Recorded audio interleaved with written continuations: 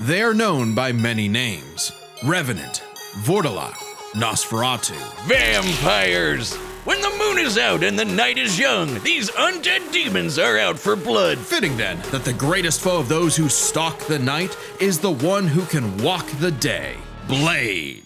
Is that really his costume? Hang on. Now there's a man who doesn't file his taxes. Blade is one of the coolest superheroes ever, and basically kickstarted the comic book movie craze. And yet, he is also seemingly the only one who knows or cares that in the world of Marvel, vampires exist. Seriously, nobody talks about this. Blade doesn't need anyone's help. He'll just aura farm by himself. Even Blade's birth was hardcore.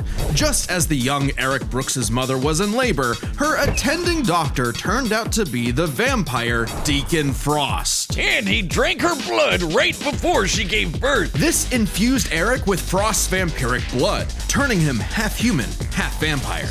A Dampier. Giving him a ton of vampy powers, but none of their weaknesses like garlic, holy water, or sunlight. Eric would hone these abilities under the tutelage of vampire hunter Jamal Afari, sharpening him into a blade that would reap the vampire plague for good. Blade is strong and fast enough to toss around 1,000-pound demons and cut bullets out of the air. He can keep up with Wolverine, who can deflect Cyclops' light-speed optic blasts. And his Kevlar DuPont armor helped him take the top of Count Von Stott's castle exploding. He can heal small wounds immediately and sniff out the supernatural with his hypersenses. Also, his fangs can drain his victims of magical energies. After studying the ways of Hong Kong Kung Fu movies, Blade became a master martial artist. Ah yes, the Rufus from Street Fighter School of Kung Fu. While the only martial art he's been stated to know is Krav Maga, we know he's mastered more. So for the full scope of his martial arts ability, we'll examine the Blade movies as performed by Wesley Snipes. By looking at Snipes' training and choreography, we know Blade uses Kung Fu, Capoeira, Brazilian Jiu-Jitsu, Eskrima, Kickboxing, Shotokan Karate, and Hapkido. Add on Blade's knack for stealthy takedowns, and I guess you could call him Marvel's Batman. Blade's training progressed smoothly until Afari was attacked and had his blood drained by Dracula. Seriously, Avengers, Dracula is real. Why aren't you doing anything about this? He's right there! Forced to murk his surrogate dad, Blade would have to wage his war alone. Nursing a wound within him that would never heal.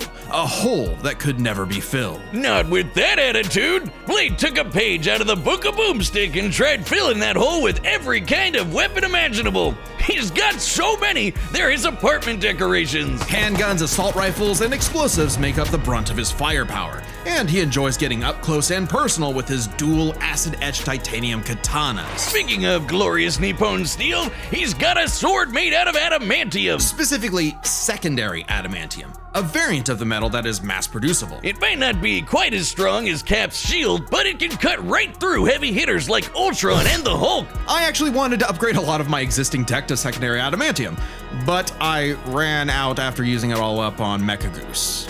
You what? Couldn't have even given me an adamantium shotgun leg? No, you just had to give it to the demon that scurries through our ventilation system. You have no stomach for the science, Boomstick. Well, while I keep working to create the perfect life form, come back next time as we cover Blade's opponent, Buffy the Vampire Slayer.